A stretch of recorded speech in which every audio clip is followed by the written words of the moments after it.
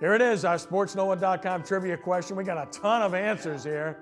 Through 6 games, Michael Thomas leads the Saints in receptions. Who holds the Saints record for receptions by a rookie? Come on, guys. I already know the answer. Reggie Bush. Neither one of you got it. 88 catches, 2006. A misleading question because you're thinking receiver. I was thinking. And it turned out to be a running back. Marcus Colston had 70 in his rookie year, just to put some perspective in it. Yeah. But Reggie Bush, people forget that Bush was a really good player. I mean, again, he was the number 2 overall pick, so people automatically said, well, he wasn't worth that because he wasn't the best in the league. He was a good football player in New Orleans, and frankly, they've never replaced that role that he had since Darren Sproles departed this franchise. It is time now for our hot seat topic of the evening, where we put Brian Ellie Walsh on the hot seat with the hot topic of the day. The New Orleans Pelicans open their season Wednesday night against Denver at Smoothie King Center. Will the New Orleans Pelicans make the playoffs this season? Brian, the floor is yours. Thank you, Dr. Trahan. As always, a very provocative question. And I've got one simple word for my answer, and then I'm going to turn it over to him, Ricky Jackson. That's your answer, Ricky Jackson? Ricky Jackson. Okay. I'll say just right off the bat, no, absolutely not. Infinitesimally no, okay? Absolutely not. And here's the crime of this whole thing, in my opinion, all right? This club, because they've essentially whittled their roster down, they've got it down to 15 now. They released Alonzo Gee, and they kept Lance Stevenson. All right, so they're down to 15. They open up Wednesday, right?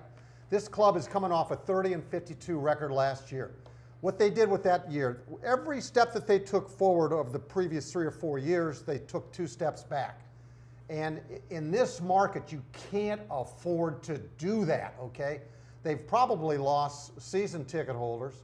They've certainly lost the national buzz. They still have Anthony Davis, okay? They've drafted Buddy Hield, and he's hopefully he's going to be a good player. But this roster, it's already hurting. And this team cannot afford to be 2-10 or 2-12 going into December. Can't do it. You can't keep a fan base that way, okay? You just can't do it.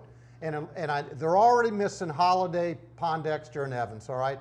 They're all out for an indefinite period of time. Those are 3 mainstays. Those are 3 veterans. Those are Alvin Gentry's guys, all right? And they've brought in a lot of guys that are workaholics. They've got good work ethic. They know how to play defense. But let me tell you this.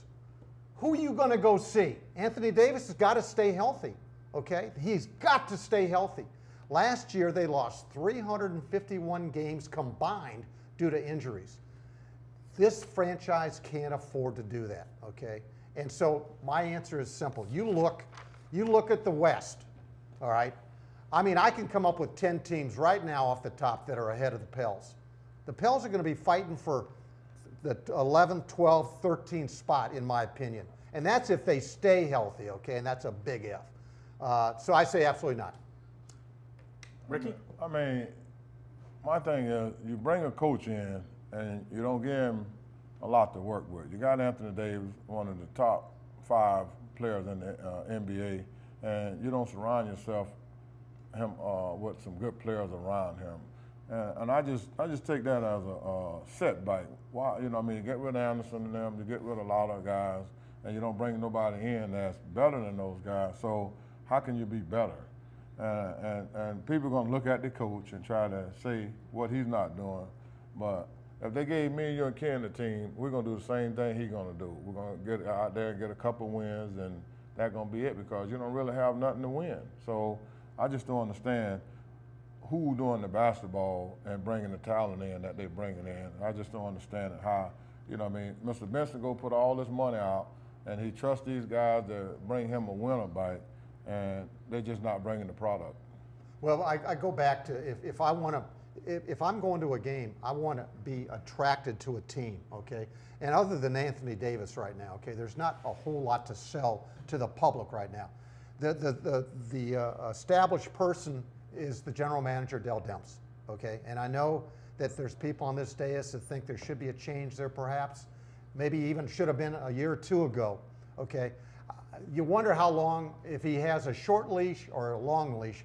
But listen, you look at this roster, and again, they're missing 3 really veteran guys on this roster right now that we don't know when they're going to be able to come back. And even if they do come back, they got to stay healthy. And I think it's almost a unwinnable situation right now. Well, I listen, I think just to address the question immediately, the answer would be no.